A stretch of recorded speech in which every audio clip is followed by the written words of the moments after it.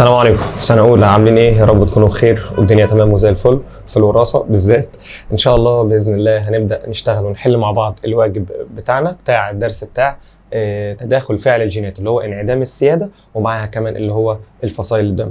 كل سنة وانتم طيبين. تعالى يلا بسم الله نشوف شغلنا بيقول إيه. السؤال الأول يا أولاد بيقول في الأشكال المقابلة أي أزواج الكروموسومات تمثل حالة انعدام سيادة؟ طيب هو احنا مبدئيا كده حاله انعدام سياده يعني كان عندي صفه وصفه، لا دي ما بتاثرش على دي.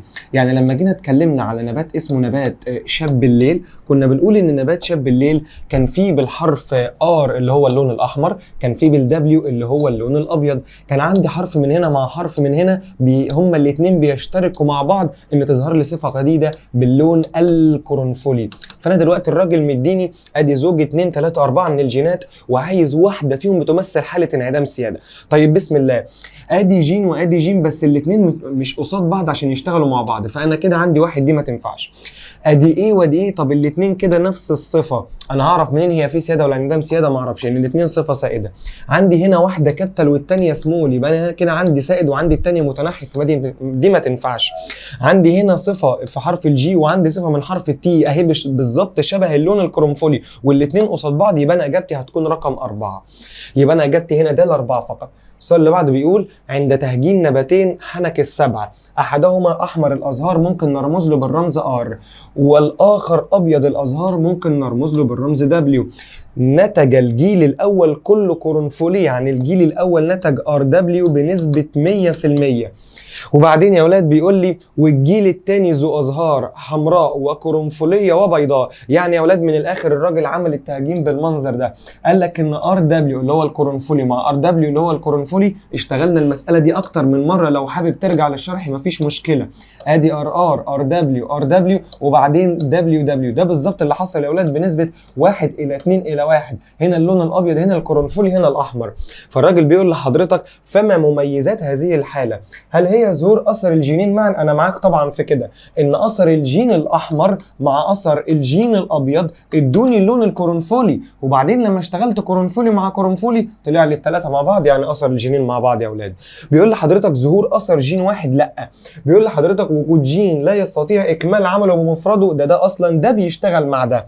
ان صفه الاباء لا تظهر دايما في الاجيال الناتجه. حبيبي ما صفه الاباء ظهرت اهي في الاجيال الناتجه، يبقى الاجابه هنا عندي هتكون رقم الف. تعال نشوف السؤال اللي بعده بيقول كم عدد انواع الامشاج التي تنتجها البقره س بالنسبه لصفه لون الجسم؟ فين البقره س؟ البقره س اهي واخده من اللون الابيض من هنا واخده من اللون الاسود من هنا. يعني حبيبي لو قلنا ان ده ابيض وايت اهو دبليو، ولو قلنا ان دي بلاك اسود يبقى البقره دي اكيد واحده من هنا وواحده من هنا. فهو بيقول لحضرتك عايز عدد انواع الامشاج اللي هتنزل. فلو اعتبرنا ان دي بي فاحنا عايزين ننزل لها الجي. خطوه الجي كنت بسال نفسي هل الاثنين دول شبه بعض؟ لا، فالاثنين بتوعي هينزلوا، يبقى انا عندي البي وعندي الدبليو، اذا انا عندي نزل لي نوعين من الامشاج. السؤال اللي بعده بيقول فيما تتشابه وراثة صفة لون أزهار في نبات شاب الليل، اللي هو بص خط كده تحته وهكتب ده انعدام سيادة. جميل قوي. صفة لون الأزهار في نبات البازلاء الخضر. نبات البسلة يا أولاد كنا بنتكلم على مندل اللي هو كان بيتكلم لي على السيادة التامة. طب حلو قوي، يا ترى ده بيتشابه مع ده في إيه؟ الجيل الأول يحمل صفة الآباء. هنا الجيل الأول يا أولاد لما جينا عملنا ار مع دبليو الجيل الأول نتج دبليو ار او ار دبليو، فلون قرنفلي ملوش دعوه بالاباء، يبقى الاولى دي ما تنفعش. في البسله كان عندي الاحمر وكان عندي الابيض، او اسف كان عندي القرمزي وكان عندي الابيض، فهنا ار كابيتال وهنا ار سمول، فالجيل اللي نتج ار كابيتال ار سمول ايوه ده كان بيشبه الاب تماما، انما هنا ملوش دعوه لا بالاب ولا بالام، يبقى انا الاولى مش عندي. عدد الطرز المظهريه يا ولاد نبات شاب الليل ليه كام طرز مظهري؟ ليه 3. ليه اللون الاحمر وليه اللون الابيض وليه اللون القرنفلي، يبقى دول 3. طب تعالى النبات البسله قرمزي وابيض دول 2، يبقى غير مشتركين في الطرز المظهري. 3 بيقول لحضرتك الصفه تمثل بزوج من الجينات. انا معاك في كده، اللون الاحمر كان ار الابيض كان دبليو الابيض هنا برضو كان ار سمول القرمزي كان ار كابيتال يبقى انا معاك ان الصفه بتمثل بزوج من الجينات. السؤال اللي بعده بيقول عند تهجين بين نباتين، حدث تهجين بين نباتين من شاب الليل كلاهما يحمل ازهار قرنفليه. خلاص انت اللي قلت كلاهما يحمل ازهار قرنفليه اهو حبيب قلبي. هنا هننزل الاثنين ار ودبليو، هنا هننزل برضو الاثنين الار والدبليو. خلاص الموضوع بالنسبه لك بقى 10 على 10. احنا وصلنا لان احنا بنحل الاربع حروف بكل سهوله. الار مع الار اهو، الار مع الدبليو برضو اهو. طب يلا الدبليو مع الار، بجيب الار الاول، دبليو مع الدبليو اهو بنسبه 1 ابيض الى 2 قرنفلي الى 1 ابيض. بص حضرتك محتاج مني ايه؟ ما نسبه الازهار القرنفليه، انا عندي كام قرنفلي؟ عندي 2. 2 من اصل كام؟ 2 من اصل 4، يعني بيساوي نص، يعني 50%. ما نسبة الأزهار البيضاء؟ كم واحد أبيض؟ عندي واحد بس أبيض، يعني 1 على 4، يعني من الربع، يعني بنسبة 25%. بيقول لحضرتك ما نسبة العصافير ذات الريش الأصفر؟ يعني ممكن نعملها واي كابيتال واي كابيتال، لأن الدرس بتاعي بيتكلم على انعدام السيادة. الناتجة من تهجين عصافير حمراء الريش ار. يعني أنا يا أولاد دلوقتي أنا لو بالله عليك لو عملت ار مع ار، هل هيطلع لي واي؟ أصلا مستحيل. فبالتالي يا أولاد الإجابة هنا عندي هتكون 0%. طيب كمل معايا وفتح مخك، الموضوع مش محتاج مشاكل. عند تهجين نباتين فجل أحدهما ذو جذر مستطيل والآخر ذو جذر كروي أو جذر كروي، ثم تركت نباتات الجيل الناتج تلقح نفسها. يعني الراجل جاب واحد جذر مستطيل وجاب واحد كروي، والناتج يا ولاد خلاه يلقح نفسه. جميل قوي. فتم الحصول على النتائج الموضحة بالرسم البياني. يعني حضرتك دلوقتي طلع لي 25% مستطيل، وطلع لي حضرتك 50% بيضاوي، واللي اتبقى لي يا اولاد ال 25 التانية جذور كروية. يعني هنا 25% 50% 25%. احمد دي غالبا شبه نسبة 1 إلى 2 إلى 1. مظبوط، يبقى اكيد ده شبه التهجين بتاع الار دبليو في الار دبليو. ما هو لازم يا ولاد عشان يطلع لي الاربعه لازم يبقى الاربعه كده مختلفين. فانا هعمل ايه؟ بيقول لحضرتك يبقى الاب والام او اللي اتعمل لهم تهجين عشان يدوا لي الثلاثه دول كانوا ازاي؟ اكيد يا ولاد بص، ار كابيتال ار كابيتال مع ار سمول هيطلع لي كده بالحرف، فما ينفعش، مش هيديني 3، ده 100%. دي مع دي نفس الكلام. طب ودي تعال نجرب دي ونجرب دي. لو جينا عملنا دي يا اولاد ار ال في ار ال، فتح مخك معايا يلا سمي الله. هنا هينزل الاثنين، هنا برضه هينزل الاثنين. لو جيت اشتغلت ار هجيب ار ال، هجيب ار ال تاني، هجيب ال يعني نسبة 1 إلى 2 إلى 1. مظبوط، يبقى نفس المنظر اللي اداهولي ده. يبقى يا اولاد الار ممكن تبقى المستطيل، الار ال هي اللي هتبقى البيضاوي اهو. بص كده ار ال اهو ار وهنا ال. يبقى انا الاجابه بتاعتي يا اولاد هتكون الاجابه رقم ج. بيقول لحضرتك كم عدد انواع الطرز الجينيه لنبات الفجل ذو الجذور البيضاويه؟ فين البيضاوي؟ اهو ار ال اهو، يبقى واحده بس، يبقى انا اقول له البيضاوي كان واحد بس. إذا تم تهجين نباتي فجل ذو جذور كروية الشكل، فين الكروي؟ أهو ال كابيتال. يبقى حضرتك عايز إيه؟ عايز نباتين ال. خلاص جميل، أهو نباتين ال. طب ما أكيد واحدة من هنا واحدة من هنا، يبقى أكيد النبات الجديد برضه ال برضه هيكون كروي. فحضرتك بيقول لك فما نسبة النباتات الناتجة ذو الجذور بيضاوية؟ لا مستحيل تجيب لي بيضاوية، يبقى الإجابة هنا عندي هتكون يا ولاد 0%. طيب ركز معايا بسم الله. السؤال اللي بعده بيقول إذا علمت أن صفة اللون الطوبي صفة وسط بين اللون الأبيض واللون الأحمر، يعني لما أعمل تهجين ما بين الأحمر وما بين الأبيض هيديني اللون الطوبي اللي هو ار دبليو. أنا بترجم المسألة. فما نسبة ظهور اللون الأحمر بين أفراد الجيل الناتج من تزاوج أفراد طوبية اللون؟ يعني بيقول لحضرتك إن أنا لما أعمل تزاوج كده اللي هو باللون الطوبي كم واحد هينتج لي أحمر؟ يلا بسم الله، دول مش شبه بعض. خلاص إحنا حفظنا المنظر ده إن هو دايما هيطلع ار كابيتال، هيطلع ار كابيتال دبليو كابيتال، هيطلع ار كابيتال دبليو كابيتال، وهيطلع دبليو. ادي اللون الاحمر اهو يا اولاد، وادي اللون الطوبي، وادي اللون الابيض بنسبه 25% اللي هي 1 على 4 اللي هي الربع. يبقى انا هنا عندي 25%، الاجابه رقم ا. عند تزاوج حيوان احمر الشعر ار مع اخر ابيض الشعر دبليو كانت جميع الافراد الناتجه اسمر ار دبليو. انا معاك لحد كده. فاي التزاوجات الاتيه هيعدي افراد ذات شعر اسمر بنسبه 50%. يبقى انا يا اولاد عايز اعمل تزاوجات من الاربعه اللي قدامي يدي اسود او اسمر بنسبه 50%. تعال نعملها اسمر مع اسمر، يعني ار دبليو اهو المعطيات اللي هو مديهاني مع ار دبليو اهو. جميل. نفس الكلام لسه عاملينها ار دبليو دبليو. يلا بسم الله. الاحمر اهو والابيض اهو، والاتنين مع بعض اسمر اللي هم دول. طب حضرتك عايز تبقى بنسبه 50%، طب ما دي 25 دي 50 دي 25، الاسمر فعلا طلع ب 50%، خلاص مش هكمل. حابب تكمل ونسبتها ما عنديش اي مشكله. السؤال بعده بيقول اي مما يلي لا يمكن تحديد الطرز الجيني له من خلال الطرز المظهري. يعني بيقول لحضرتك ان عايز حاجه اشوفها بالعين، ما اقدرش ان انا احدد الطرز المظهري او الطرز الجيني بتاعه، ما اقدرش اكتب التركيب بتاعه. طيب اللون القرمزي للازهار في نبات البازلاء، هي الاجابه دي بتاعتنا صح، بس تعالى اقول لك ليه. اللون القرمزي لنبات البسله هو ليه حاجتين لو انت فاكر. يا اما كنا بنقول عليه ار كابيتال لما يكون سائد وكمان هيكون نقي، يا اما يكون ار كابيتال ار سمول وفي الحاله دي هيكون هجين، بس برضو الاتنين ليهم اللون القرمزي. فاحنا كنا بنقول ان الصفه السائده ليها كام طرز جيني، او اقدر اكتبها بكام طريقه، ليها 2. تعال نشوف الباقي. اللون القرنفلي للازهار في نبات شاب الليل، كنا اتفقنا مع بعض ان اللون القرنفلي بنمثله بار دبليو. طب تعالى على اللي بعديها. اللون الاخضر للبذور في نبات البازلاء، لو انت فاكر ان احنا كنا قلنا ان الاصفر واي كابيتال اس كابيتال اللي هو اصفر املس، وعكسه على طول الاخضر المجعد اللي كان واي سمول. الشكل المجعد للبذور في نبات البازلاء، تعال نكمل دي مع بعض، هتبقى واي سمول اس سمول. يبقى الثلاثه دول كلهم عرفت ان انا احدد الطرز الجيني بتاعهم من خلال اللي انا شفته من خلال المظهر. انما اللون القرمزي ليه منظرين، يا اما ار كابيتال يا اما ار كابيتال ار سمول.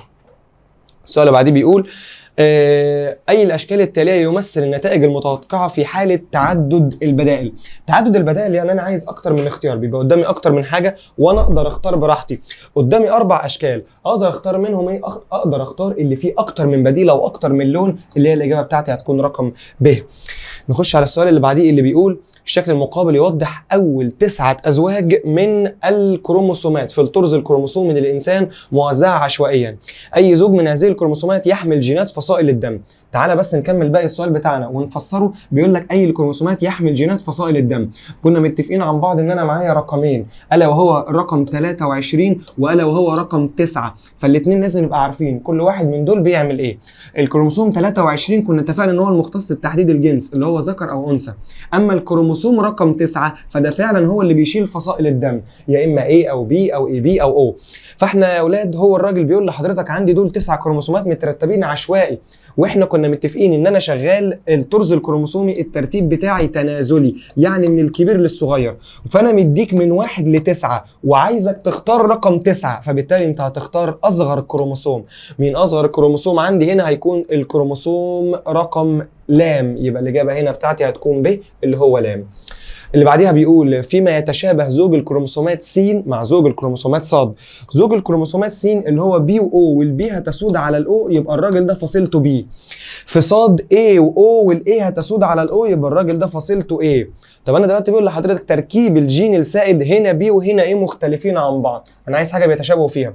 رقم الكروموسوم الاثنين بيحملوا يا اولاد على الكروموسوم رقم 9، لسه قايلينها في السؤال اللي قبليه. السؤال اللي بعده بيقول تزوج رجل فصيله دمه A من امرأة فصيلة دمها B فأنجب طفلا فصيلة دم O. طب جميل قوي، كنا متفقين مع بعض قبل كده ان الاي دي ليها منظرين، يا اما تكون A كابيتال يا اما تكون A كابيتال O، وفي الحالتين الراجل ده هيبقى ايه. اما الام اسف يا اما الامرأة يا اما B كابيتال يا اما هتكون B كابيتال O. طيب هم خلفوا طفل فصيلته ايه؟ كنا متفقين مع بعض ان الفصيله او دي دايما فصيله متناحيه، يبقى دايما بتيجي او، يبقى اكيد يا اولاد 100% الابن ده في او جايه له من الاب وفي او جايه له من الام. فانا عشان احدد الاب والام لازم اختار ان الاب هيكون فيه او واختار ان الام يكون فيها او، يبقى الاجابه بتاعتي الا وهي هتكون A O وB O، يبقى الاجابه رقم د.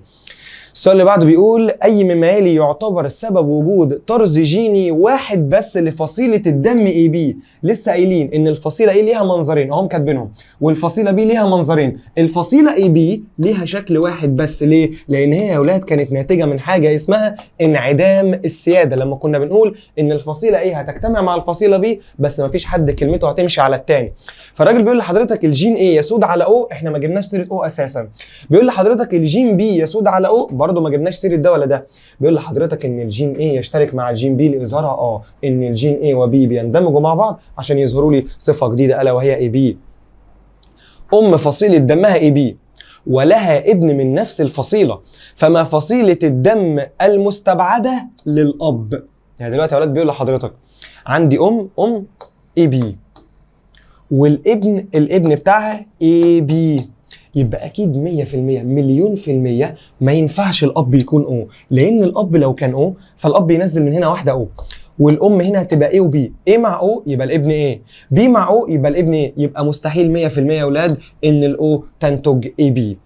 السؤال اللي بعده بيقول عند تزاوج رجل فصيله دمه اي بي، الراجل فصيله دمه اي بي اهو، من امراه فصيله دمها او، يبقى انا دي الامراه او، ما نسبة احتمال إنجاب أطفال لهم نفس فصيلتي دم الأبوين. يبقى أنا عايز حاجة هتديني نفس فصيلة دم الأب ونفس فصيلة دم الأم. أدي الأب أهو، أدي الأم أهو. تعالى نعمل التزاوج والموضوع بسيط خالص. A و B الاتنين مش شبه بعض فأروح بنزل الاتنين. الأو بتبقى شبه بعض فهنزل منها واحدة بس، أدي B1 G1 يلا الإف 1. الA مرة مع الأو أهو، البي مرة مع الأو أهو. أحمد في حاجة كبيرة، إيه اللي حصل؟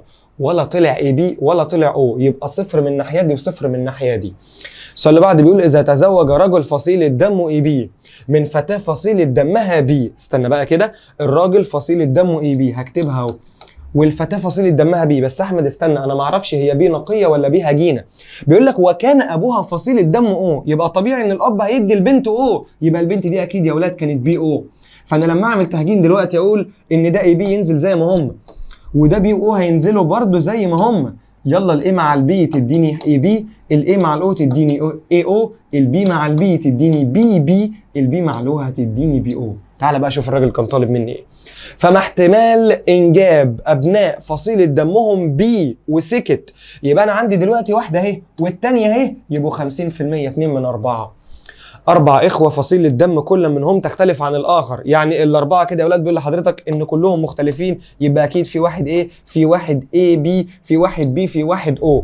طيب عايزك تبقى مركز معايا في حاجة، الفصيلتين اللي لم يتزاوجوا عشان يدوني الاربعه دول لازم تبقى ايه هجينه وبي هجينه. اشمعنى؟ عشان دول الوحيدين اللي هينزلوا لي يا اولاد 4 انواع من الامشاج. لو جيت اشتغلت واحده زي دي اللي هي مثلا اي او، بص كده اي او مع بي او، دي الوحيده اللي هتنزل لي 4 امشاج. هنا هتنزل الاي وهنا هتنزل الاو، هنا هتنزل البي وهنا هتنزل الاو. فلو جينا عملناها تزاوج عادي، مره هينتج لك اي بي، ومره هينتج لك اي او، ومره هينتج لك بي او، ومره هينتج لك او. الاربع فصائل ظهروا لي دي اي بي، دي اي، دي بي، دي او. اذا يا اولاد فعلا 4 اخوه مختلفين في نفس الطرز الجيني لفصيله الدم، عشان الاب كان ايه هجين والام بي هجين. السؤال اللي بعده بيقول الشكل المقابل يوضح توارث فصائل الدم في احدى العائلات. ادرسوا ثم حدد اي الاختيارات التاليه يمكن ان يمثل الطرز الجينيه لسين وصاد على الترتيب. يا اولاد سين نزل منها او ونزل منها حاجه تاني، يبقى اكيد سين دي كان فيها او، واللي بعديها نزل او ونزل ايه، يبقى اكيد دي كانت ايه او. طب جميل قوي، ادي الايه تنزل زي ما هي ما تنزلش، نزل منها بي، يبقى اكيد برضو هنا كان في بي، لان السين دي نزل منها اهو البي ونزل منها صاد ونزل منها اهو من الاثنين دول. فاحنا دلوقتي يا اولاد هنا نزل حاجه وحاجه صاد واو، هنا نزل او وايه، فانا قلت ان دي اي او. طب بالنسبه للبي البي المره دي يبقى انا عندي بي نزلت لوحدها خدت منها حرف واحد، يبقى اكيد البي دي كانت شبه بعض، يبقى انا اقول لصديقي الاجابه كانت بي بي وايه او. طيب اللي بعده بيقول لحضرتك اذا كانت فصيله دم احد الاباء اي بي، فما فصيله الدم التي لا يمكن ان توجد في الابناء؟ يا اولاد مستحيل ان اب يكون اي بي يخلف او، مستحيل ليه؟ طب احمد افرض ان الام او، انا معاك، تعال نكملها للاخر. دي هتنزل 2 ودي هتنزل 1، الاي مع الاو، البي مع الاو، اعمل اللي انت نفسك فيه، مستحيل حد اي بي يجيب او، يبقى الاجابه بتاعتي هتكون او. السؤال اللي بعده بيقول تزوج رجل فصيلة دمه ايه من امرأة لها نفس فصيلة الدم. جميل، بس انت حضرتك خلي بالك، انت ما قلتليش هي ايه نقية ولا ايه هجينة، انت قلت لي ايه وسبتني، بس الاب والام ايه، يعني احنا كده عندنا احتمالين، يا اما المسألة تبقى ايه كابيتال ايه كابيتال ايه كابيتال او، او احتمال المسألة تبقى ايه كابيتال او وايه كابيتال او. ده احنا لينا احتمالات كتير، بس تخلي بالك ان عمرها يا اولاد ما هتظهر لي بيه ابدا ابدا ابدا، لان هنا فصيلة ايه وهنا فصيلة ايه. السؤال اللي بعده بيقول الشكل المقابل يوضح كيفية توارث فصائل الدم في أسرة. ماذا تتوقع أن يكون الطرز الجيني لفصيلة دم الأب؟ طب بقول لك إيه، ما تيجي نشوف الابن والابنة. بيقول لحضرتك الابن فصيلة دمه بها أنتي بي فقط، فيها أنتي بي فقط، فيها جسم مضاد للبي. دي كانت الفصيلة إيه. طب ما تيجي نشوف الابنة، فصيلة دمها معطي عام، مين اللي كانت بتدي الكل؟ بحر الحنية بتاعت فصائل الدم كان أو. يبقى دلوقتي أنا عرفت إن الابن أو، وعرفت ان الاب عرفت ان الابن التاني ايه. بيقول لك فصيله دم الام معطي عام، مين اللي كان بيدي الكل؟ برضو كان او. حلو قوي، يبقى الام او والاب لازم يبقى فيه ايه. احمد ليه لازم يبقى فيه ايه؟ لان حضرتك فصيله الدم بها انتي بي فقط، لو قال لي فيها الاثنين اقول لك اي بي ماشي، انما الراجل بيقول لك فصيله الدم بيها انتي بي فقط، يبقى دي فعلا الفصيله ايه. فانا دلوقتي يا اولاد عايز الطرز الجيني للاب. حلو قوي، الطرز الجيني للاب لازم 100% ان هو يكون اي او عشان ينتج لي الايه، ما ينفعش يبقى اي بي، لان احنا اتفقنا اي بي عمره ما يدي او. طيب ايه اللي بعديها؟ ما الطرز الجيني المستبعد، عايزين حاجه غلط، لفصيله دم رجل تزوج من امراه فصيله دمها اي بي وانجب طفل فصيله دمه ايه. حلو كده، يبقى دلوقتي يا اولاد ما الطرز الجيني المستبعد لفصيله دم رجل تزوج من امراه فصيله دمها اي بي، يعني الست اي بي والواد اللي جابوه كان فصيلته ايه. جميل، بيقول لحضرتك وانجب طفل فصيله دمه ايه هي المستبعده. يا اولاد انا دلوقتي لو جيت اعمل تزاوج ما بين الاربعه دول، لو جيت عملتها مع او، هل هتنتج لي ايه؟ احمد طبيعي، لان هنا هتدي ايه وهتدي بي، اهو كده هتدي ايه وهتدي بي، وهنا هتدي او، فلما الايه تيجي مع الاو هتديني فصيله دم ايه، يبقى انا الاو ما تنفعنيش. تعال نشوف اللي بعديها. اي بي، لو تزاوج شخص اي بي من شخص تاني اي بي، ف 100% ايه من هنا مع ايه من هنا هتدي اي بي، هتدي ايه، فدي ما تنفعش. طب ما تيجي نشوف بي او، تزاوج شخص اي بي من شخص بي او، ايه اللي هيحصل؟ هنا هينزل الاثنين، يعني هنا في ايه هتقابل او، يبقى برضه هيبقى ايه، يبقى دي ما تنفعش، يبقى لي الاخيره بي بي. اشمعنى بي بي ما تنفعش؟ اقول لحضرتك تعالى نعمل كده، نعمل واحده جديده ونشوف.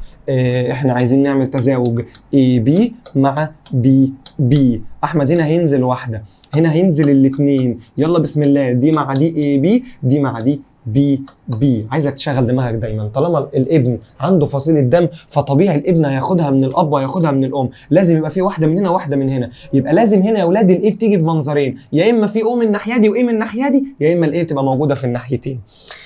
السؤال اللي بعده بيقول اذا كانت فصيله دم كل من والد ووالده الاب او، يعني معنى اصح كده يا اولاد بيقول لحضرتك والد ووالده الاب او، يبقى 100% الاب ده فصيلته او. خلاص ترجمت. فما هي فصيلة الدم التي من المستحيل أن تكون بين فصائل دم أحفادهم؟ كنا لسه حالين سؤال اي بي ما تديش او، وبرضه او ما تديش اي بي، يبقى أنا عندي الإجابة هنا، عندي ده الاي بي. السؤال اللي بعده ما الطرز الجينية لفصائل الدم التي يمكن إثبات نسبها لأب فصيلة دمه اي بي وأم فصيلة دمها او؟ يعني أنا دلوقتي لو عملت تزاوج ما بين أب وأم اي بي واو، هنا هينزل واحدة، هنا هينزل الاثنين، يلا الاي مع الاو، يلا البي مع الاو، يبقى أكيد الناس دي هينتجوا يا إما 50% بي يا إما 50% ايه، يبقى 100% يا أولاد عمرهم ما هيخلفوا او. بص الراجل بيقول لحضرتك ما الطرز الجينية لفصائل الدم التي يمكن إثبات نسبها. لا استنى احنا عايزين نثبتها، اسف احنا عايزين نثبتها، يا اما اي او يا اما بي او، اللي طلع معانا اي او اهي موجوده الاجابه رقم ب. طيب اي فصائل الدم التاليه تحتوي على الاجسام المضاده انتي ايه فقط. عايز انتي ايه بس. لو انت هتفتكر معايا ان انا كان عندي 4 فصائل دم، لو جينا نفتكر كده، عندي الفصيله ايه، عندي الفصيله بي، عندي الفصيله اي بي، وعندي الفصيله او. كان في حاجه اسمها مولد التصاق، كان في حاجه اسمها اجسام مضاده. انا دلوقتي عايز اعرف الاجسام المضاده. طب يلا سمي الله. دلوقتي ايه كان فيها انتي بي فقط، يبقى دي ما تنفعش. هو الراجل بيقول لحضرتك عايز حاجه فيها انتي ايه بس. دلوقتي كانت الفصيله بي فيها انتي ايه واسكت، يبقى انا محتاج الفصيله بي. طب احمد ليه ما قلتش او، مع ان او فيها انتي ايه واو برضو فيها انتي بي؟ يبقى انا خلاص يا ولاد، هو الراجل قال لك انا عايز انتي ايه فقط وانتي ايه فقط موجوده في الفصيله بي، يبقى الاجابه بتاعتي هتبقى رقم ب. السؤال اللي بعده بيقول اي ممالي من خصائص فصيله الدم بي. بيقول لحضرتك يمكن نقلها لاي فصيله دم اخرى لا تحتوي على اجسام مضاده. هي بتحتوي على اجسام مضاده، تكون نقيه او هجينه. دي من خصائصها ان هي تكون نقيه او هجينه، تستقبل الدم من جميع الفصائل. لا ما تستقبلش الدم من جميع الفصائل. يمكن نقلها لاي فصيله دم اخرى. لا طبعا دي الفصيله او، يبقى دي غلط، دي غلط، دي غلط. يبقى دي الاجابه الوحيده اللي صح، اللي هي فعلا هي ممكن يا اما تيجي بكابيتال او ممكن تيجي بكابيتال او. خش على السؤال اللي بعده اللي بيقول الاشكال التخطيطيه التاليه تمثل خلايا الدم الحمراء لانواع فصائل الدم في الانسان. ادرسها ثم اجب. بيقول لحضرتك ان المربع ده مولد التصاق ايه، والدايره دي مولد التصاق بي. طب لام دي ما عليهاش غير مولد التصاق بي، يبقى دي فصيله دم بي. تعالى على اللي بعديها، دي فيها المربع بس، يبقى دي فصيله دم ايه. ركز معايا في اللي بعديها فيها الاثنين، يبقى دي فصيله دم اي بي. اما الصحراء اللي ما فيهاش دي كانت فصيله الدم او. بيقول لحضرتك اي الاختيارات التاليه بيمثل فصيله دم لكل من صاد ولام. احنا عملناهم من قبل ما نتكلم. صاد هتبقى اي بي ولام هتبقى بي. الاجابه عندي رقم ج. فيما تتشابه فصيله الدم س مع فصيله دم لام. هي س مين؟ س او، يبقى هكتب على س او. طب لام بيقول لحضرتك ان هي بي. طب يلا كده بسم الله. هل بعض الاجسام المضاده؟ ايوه بعض الاجسام المضاده، لان او فيها انتي اي وفيها انتي بي، والفصيله الدم بي يا اولاد فيها انتي اي، يبقى هم تشابهوا في حاجه اهو مع بعض. نوع مولدات الالتصاق مستحيل لان هو اصلا ما فيهاش حدوث تخثر، او ما بيحصلهاش تخثر اطلاقا. عدد الطرز الجينيه، لا يا اولاد، عدد الطرز الجينيه للبي ليها 2 بكابيتال او. الاو ما لهاش غير واحد بس الا وهو او. فيما تتشابه فصيله الدم الخليه صاد مع عين. احنا عايزين صاد اي بي. طب وبالنسبه لعين، عين يا اولاد هتكون ايه؟ فاحنا عايزين حاجه هيشترك فيها اي بي وهيشترك فيها الاي. تعال نكتبها تاني اهو. عايز حاجه هتشترك فيها اي بي مع الاي. بيقول لحضرتك عدد انواع الاجسام المضاده يستحيل. ليه؟ لان اي بي اصلا ما فيهاش اجسام مضاده. عدد انواع مولدات الالتصاق هنا فيها واحده، هنا فيها 2، برضو ما تنفعش. عدد الطرز الجينيه هنا فيه 2، هنا فيه واحده بس، هنا فيه 2، يا اما كابيتال يا اما كابيتال او، يبقى دي ما تنفعش. التفاعل الحادث مع انتي ايه؟ انا لو حطيت فصيله ايه، فاكر لما جينا نعملها على انتي ايه يا راجل، بحط فصيله ايه على حاجه بتكره الايه، بجيب حاجه للي بتكرهه، فاكيد هيحصل معاها تخثر. يبقى الاجابه هنا عندي هتكون رقم د. بيقول لحضرتك فيما تتشابه فصيله الدم ايه مع فصيله الدم اي بي. يا راجل ما احنا لسه عاملينها تاني. التخثر عند اضافه انتي بي لا مستحيل. التخثر عند اضافه انتي اهو نفس الكلام، دي هي اللي فوقها. اي الصفات التاليه تتشابه معها وراثه فصيله الدم او. هي او دي كانت صفه متنحيه، وكنا متفقين ان المتنحي دايما نقي. المتنحي دايما ايه؟ نقي. لون الازهار البيضاء لنبات شاب الليل، نبات شاب الليل ما كانش متنحي، ده كان انعدام سياده. لون الازهار القرنفيه لنبات شاب الليل برضو مش محتاج حاجه لشاب الليل.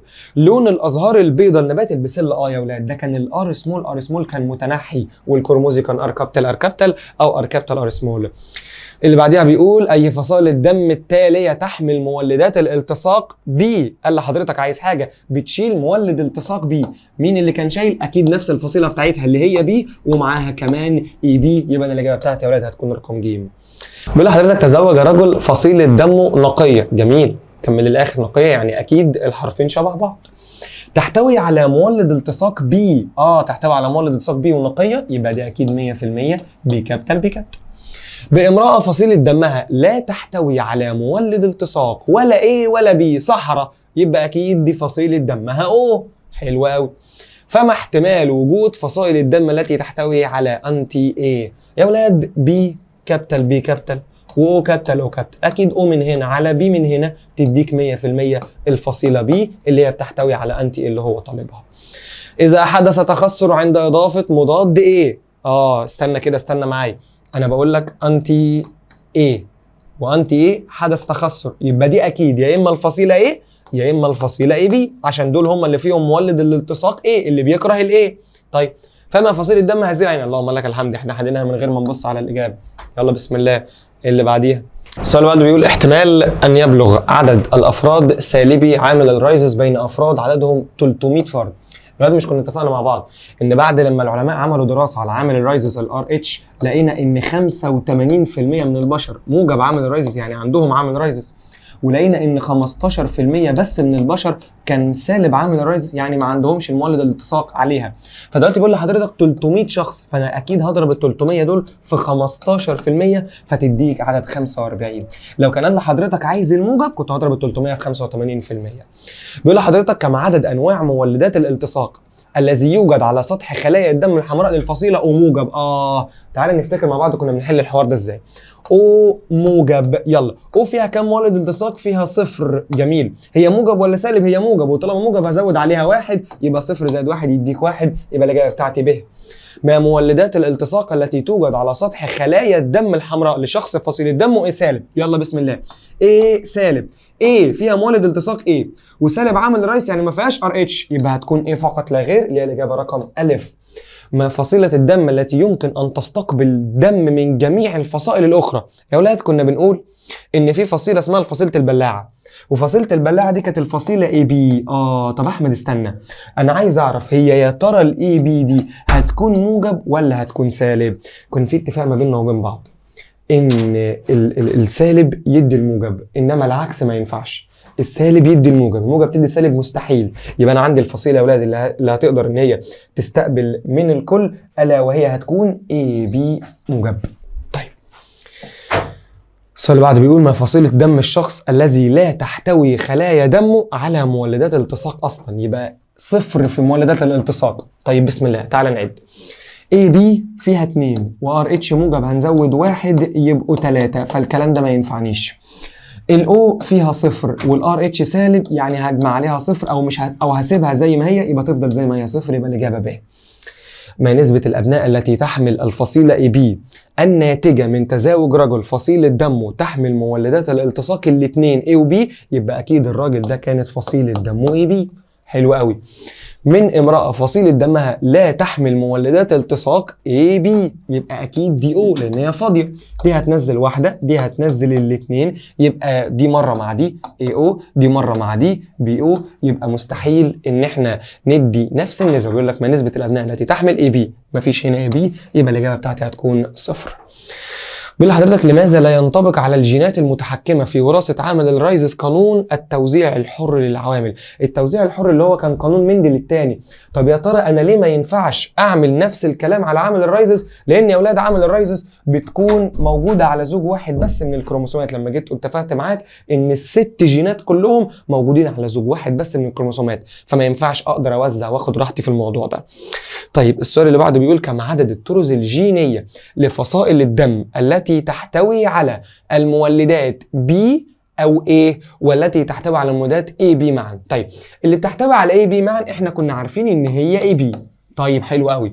والتي تحتوي على المولدات B أو A، طيب هي B ليها منظرين، يا إما BB يا إما BO، واللي بتحتوي على ايه يا اما AA يا اما AO. يبقى انا كده عندي كام طرز جيني؟ ادي 1 2 3 4 5، يبقى الاجابه بتاعتي 5. ما فصيلة دم الشخص الذي تحتوي خلايا دمه على 3 انواع مولدات الالتصاق؟ يبقى انا دلوقتي اللي هتجيب لي 3 هي اللي هختارها. O سالب لسه كنا متفقين ان هي صفر. AB سالب، AB فيها 2 وسالب اسيبها زي ما هي تفضل 2. الأو ما فيهاش صفر وموجب يعني ازود 1 يبقى صفر زائد 1 يديني 1. AB فيها 2 موجب ازود 1، 1 زائد 2 يديني 3. كم عدد انواع مولدات الالتصاق التي يوجد على سطح خلايا الدم الحمراء للفصيلة B موجب؟ B فيها 1 وموجب يعني ازود 1، 1 زائد 1 يديني 2، يبقى الاجابة رقم 2. ما التركيب الجيني قال لي فصيل الدم الذي يعطي دمه لجميع الفصائل. يا ترى يا هل ترى مين اللي يقدر يدي الدم لجميع الفصائل؟ هي O. ولسه متفقين ان السالب يدي الموجب، يبقى O ويكون الار اتش بتاعتها سالب. السؤال اللي بعده، عند تزاوج حيوان رمادي الفراء مع آخر رمادي الفراء كان النسل يحتوي على 3 طرز مظهرية. يعني بقى في أولاد في حيوان بص رمادي، والحيوان التاني رمادي، والتاني برضه رمادي. بيقول لك إن التلاتة أولاد اللي نتجت النتائج كانوا 3 ألوان، أدي لون وأدي لون وأدي لون. يبقى اكيد الاثنين دول كان فيهم الهجين.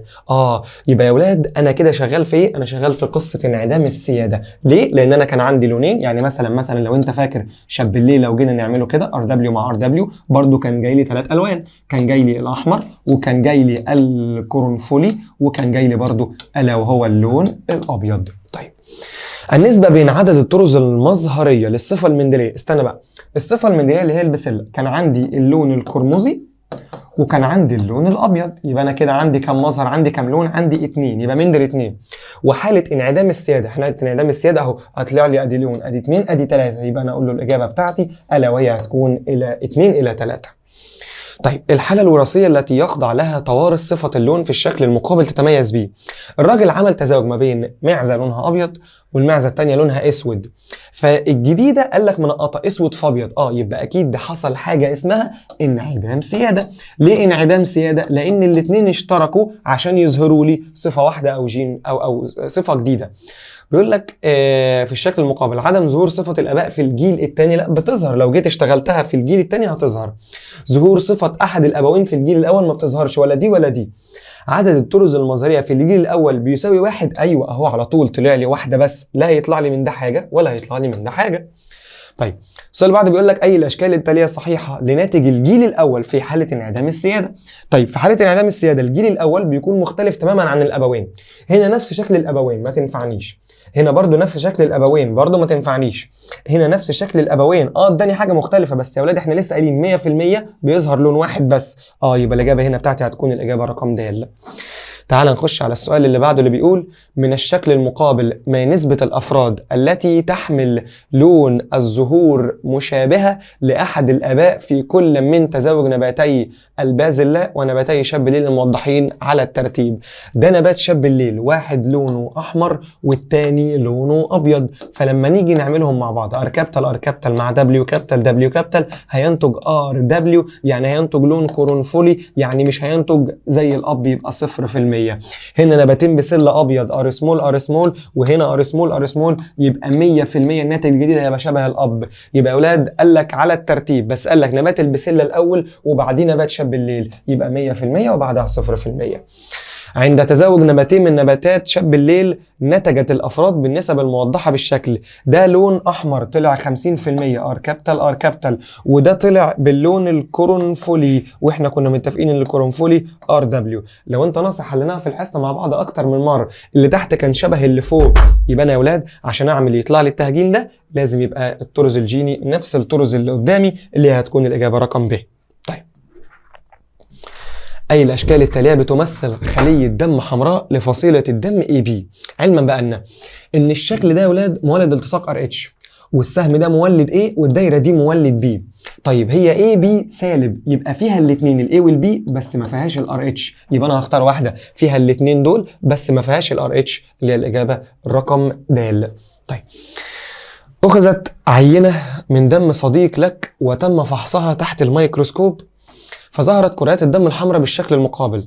كرات الدم الحمراء يا ولاد شايله ادي نوع من مولد الالتصاق وادي النوع الثاني، يبقى ده منظر A و B، يبقى اكيد دي فصيله دم AB.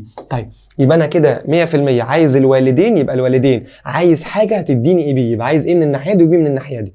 فصيله دم A هجين مع A هجين كده انا ما عنديش B خالص. فصيله دم A نقي يعني A كابيتال ماشي ادي في A، وفصيله دم B هجين يعني في B ويعني فيه الO. هل ينفع تديني AB؟ ينفع تديني AB طبعا. O كنا متفقين ان ما ينفعش تدي AB، O ما ينفعش تدي AB، يبقى الاجابه رقم ب. بيقول لك راجل فصيله دم تحتوي على الاجسام المضاده انتي A وانتي B، يبقى دي فصيله دم O. ونصف الابناء يحتوي دمهم على الاجسام المضاده ايه. نص الابناء 50% منهم شايل ايه، يعني اكيد الراجل ده خلف حد فصيله الدم بي. فماذا يحتمل ان تكون فصيله دم الزوجه؟ يبقى انا يا اولاد اكيد عايز بي من الناحيه دي، عايز بي من ناحيه الزوجه. هل ممكن تبقى بي بي فقط، ولا اي بي فقط، ولا بي او فقط؟ تعال نجرب. انا دلوقتي يا اولاد قال لك ان البي هتكون بنسبه 50%، هتكون النص. لما اجي اعمل تزاوج بي بي مع بي او، دي هينزل منها الاثنين اهو، ودي هينزل منها واحده بس. مره في مره يبقى بي او، مره في مره او او، يبقى فعلا 50% هتكون كده. بس الراجل قال لك فقط، يبقى نستنى لما نكمل الباقيين كلهم. او اي بي مع او او، دي هتنزل واحده، دي هتنزل الاثنين، هنا اي او وهنا بي او، يبقى برضو بنسبه 50%. تعال نجرب الثالثه. طيب الثالثه بيقول بي كابيتال بي كابيتال. طيب اي بي مع بي كابيتال بي كابيتال، دي هينزل منها واحدة، دي هينزل منها الاثنين، دي مع دي اي بي، دي مع دي بي بي، يبقى برضو 50%. طيب يبقى دي هتجيب 50% ودي هتجيب 50%، خلاص يبقى الاثنين مع بعض، مش هقول ان هي فقط او واحدة بس. يمكن للشخص صاحب الفصيلة او، تعالى بقى هنا معايا. يمكن للشخص صاحب الفصيلة او ان ينجب طفل فصيلة دمه اي بي؟ مستحيل. طيب لا يمكن للشخص صاحب الفصيلة اي بي ان ينجب طفل فصيلة دمه او. العبارة دي صح وحلينا عليها اكتر من مرة، يبقى انا معايا العبارة الاولى خطأ والعبارة الثانية صحيحة. الشكل المقابل بيوضح تتابع جينات عامل الرايزس في جزء من كروموسوم متماثل لدى 4 أشخاص، سامي وعلي وأمير وأحمد. فإذا تزوج كل منهم بامرأة سالبة، فأي منهم يكون جميع نسله بيحتوي على مولدات العامل الرايزس. طب يا أولاد دلوقتي أنا عايز أعرف مين في دول هيكون موجب ومين فيهم سالب. لو في حرف كابيتال بس موجب، وزي ما حليناها في الحصة قبل كده حرف واحد موجب، يبقى كل موجب، يبقى برضو النسل الجديد هيبقى موجب. لو كلهم سالب والامرأة سالب، ف100% النسل الجديد مش هيكون عليه مولد التصاق، يعني ما عليهوش ار اتش. طيب هنا في حرف كابيتال، يبقى ده موجب عامل الرايز من غير ما اكمل. هنا ده سمول، ده كابيتال، يبقى خلاص ده برضو موجب عامل الرايز. هنا في حرفين موجب، يبقى موجب عامل الرايز. وده كلهم يبقى برضو موجب، يبقى كلهم يا اولاد هينتجوا ار اتش، يبقى الاجابه بتاعتي هتكون رقم د جميعهم. طيب أي عمليات نقل الدم التالية لا ينتج عنها مضاعفات مرضية؟ يبقى أنا عايز أنقل فصيلة صح، حلو. يبقى هبص على دم المعطي على مولد الالتصاق، وهبص على المستقبل على الجسم المضاد. طب يلا بسم الله. ايه ينفع تدي بي؟ كنا متفقين ان هي مستحيل. طيب بي موجب تدي بي سالب؟ قلنا لا، السالب هو اللي يدي الموجب، العكس ما ينفعش. طيب الموجب يدي السالب؟ كنا قلنا برضو ما تنفعش، يبقى بقى لي الاخيره ان السالب يدي الموجب، مفيش مشكله. الراجل بيقول لك اي فصائل الدم التاليه تحتوي على اكبر عدد ممكن من مولدات الالتصاق. خلاص يبقى انا اجيب كل اللي قدامي واشوف اكبر عدد واختاره. الاو صفر اهو، الاو صفر موجب يعني زائد 1، يبقى هنا معايا 1. طيب الاي بي فيها 2 وموجب يبقى زود 1، يبقى انا هنا معايا 3. الاو صفر وسالب صفر تفضل زي ما هي. الاي بي 2 وسالب هتفضل زي ما هي 2. مين اعلى واحده في دول؟ رقم 3 اللي هي الاجابه رقم ب. من خلال دراستك للشكل المقابل الفصيلتين س وص تمثلان على الترتيب. يا ولاد دلوقتي الفصيله ص حطيت عليها انتي ايه؟ حصل تخثر، يبقى دي. وحطيت عليها انتي بي ما حصلش حاجه، يبقى دي الفصيله ايه. وما حصلش حاجه مع الار اتش، يبقى دي الفصيله ايه سالب. طب في دي هنا في س لما حطيت انتي ما حصلش حاجه، لما حطيت عليها انتي بي حصل تخثر، وحصل تخثر برده مع الار اتش، يبقى دي الفصيله بي موجب. يبقى انا عندي س بي موجب وصاد ايه سالب، يبقى الاجابه رقم ج. شاب فصيله دمه بي تزوج بفتاة فصيلة دمها غير معروفة، فأنجب طفلا فصيلة دمه A، فأي مما يلي يمثل الطرز الجينية المحتملة لكل من الشاب والفتاة؟ بيقول لحضرتك الشاب ممكن يبقى بي او، ماشي. الفتاة ممكن تبقى اي او بس عشان يجيبوا طفل ايه، اكيد في بي من هنا وايه من هنا، يبقى اكيد هينتج لي اي او اهو، هنا ايه وهنا او وهنا بي وهنا او. الاي لو جت مع الاو يبقى فعلا هيجيبوا طفل ايه. طيب نستنى لان الراجل قال لك فقط. الشاب بي او، ماشي، يبقى هنا في او بي او. والفتاة تبقى بي او، مستحيل تجيب ايه اصلا خالص، يبقى دي ما تنفعش. طيب الشاب بي او، انا معاك في حاجه زي كده، والفتاه اي او. خلاص يا ولاد في ايه من هنا هتقابل او من هنا، يبقى هيدي ايه. جميل. طيب اي بي وبي او، طيب برضو هنا في ايه من هنا واو من هنا يقابلوا بعض، يبقى هتدي برضو، يبقى الاجابه رقم ب. اللي بعده بيقول تزوج رجل فصيل الدم بي ماشي. من امرأة مجهولة الفصيلة الدم فأنجبت طفلا فصيلة دمه ايه غير متماثل القليلات. كلمة غير متماثل القليلات يا ولاد يعني الطفل ايه، حلو كده. والرجل فصيلة دمه بي. فإذا علمت أن فصيلة دم والد الفتاة أو يبقى أكيد 100% الست دي فيها أو، واحنا عايزين الواد يبقى اي او، يبقى اكيد 100% الست دي كانت اي او، عشان لما تيجي تعمل اي او مع بي او هنا هتدي الاثنين مع بعض، هنا هيدوا برضو الاثنين الاي تقابل الاو فيديك المنظر ده. طيب، حدث نزاع بين رجلين حول أحقية كل منهما في نسب طفل فصيلة دم O، وكانت فصيلة دم الرجل الأول A وفصيلة الدم الرجل الثاني B. أي العبارات التالية صحيحة؟ يا ولاد الطفل فصيلة دم O، والأب من هنا فصيلة دم B، والأب الثاني فصيلة دم O. طب ما طبيعي ممكن يبقى ابن ده عادي وممكن يبقى ده ابن ده عادي، لان لو ده بي او ودي بي او طبيعي ان لو الام او فاكيد الطفل ده كمان هيبقى او. يبقى من المؤكد ان يكون الطفل، لا يمكن لهذا الطفل ان يكون ابن الراجل الاول، لا عادي ممكن يبقى ابنه. لا يمكن لهذا الطفل ان يكون ابن الراجل الثاني، برضه عادي. من المؤكد ان يكون الطفل ابن الراجل الاول، لا انا ما عرفتش اثبتها. من المحتمل ان يكون الطفل ابن الراجل الاول او الثاني، انا معاك في حاجه زي كده. طيب، بيقول لحضرتك تبرع شخص فصيلة دمه A سالب بحوالي 500 ملي لتر لصديقه، فلاحظ الطبيب عليه ظهور الأعراض التالية: اصفرار في العين، صعوبة التنفس، زرقة في الجسم. يبقى أكيد يا ولاد أنا نقلت دم غلط، يبقى الشخص ده هيموت عاجلا أم آجلا. في ضوء ذلك أي البدائل التالية يمكن أن تمثل فصيلة دم؟ الراجل A سالب، فاحنا اتفقنا ان السالب يدي الموجب مفيش مشكله. هل هيدي بي؟ دي بلاعه. هل هيدي الاي موجب عادي؟ هل يدي الاي سالب اللي زيه عادي؟ فما ينفعش او سالب. يا اولاد الفصيله او ما تاخدش غير من او زيها. اي حالات التزاوج التاليه ينتج عنها نسل يحتوي على المجموعات الاربعه من فصائل الدم، يعني يديني الاي ويديني البي ويديني الاي بي ويديني الاو. قلنا امتى ده يحصل؟ لما يكون هنا ايه هجينة ولما يكون الام بي هجينة. يبقى الاجابة بتاعتي يا ولاد هتكون الاجابة رقم ج. طيب، نيجي على السؤال الاخير اللي بيقول: القت الشرطة القبض على 4 اشخاص مشتبه بهم في عملية سرقة لأحد المحلات، حيث تمكنت الشرطة من العثور على بعض قطرات الدم داخل المحل للسارق، وبتحليلها وجد أنها تحتوي على القليل O. يبقى السارق يا ولاد فصيلة دم O. والجدول المقابل يوضح فصائل الدم المشتبه بهم للأربعة. بيقول لحضرتك أي من هؤلاء الأشخاص يمكن أن تطلق الشرطة سراحه قبل القيام بتحليل كلي إلى DNA. مش هنعمل DNA، احنا عايزين فصيلة الدم تمشي حد من الاتنين دول. ايه نقية يعني ايه بي هجينة يعني بي او. اي بي دايما بتنزل اي بي، الاو دايما بتفضل او. طب ما هو الراجل اللي سارق ده او، يبقى ممكن يبقى الرابع ممكن يبقى التاني، يبقى الشرطة تمشي الراجل الاول وتمشي الراجل التالي عادي مفيش اي مشكله. ويبقى احنا كده وصلنا لاخر سؤال، وصلنا للشرح بتاع كل الاسئله وحليناها واحده واحده مع بعض، واللهم لك الحمد حلينا افكار كتير عليها. ان شاء الله باذن الله نتقابل في الدروس اللي بعد كده، وكل سنه وانتم طيبين، والسلام عليكم ورحمه الله وبركاته.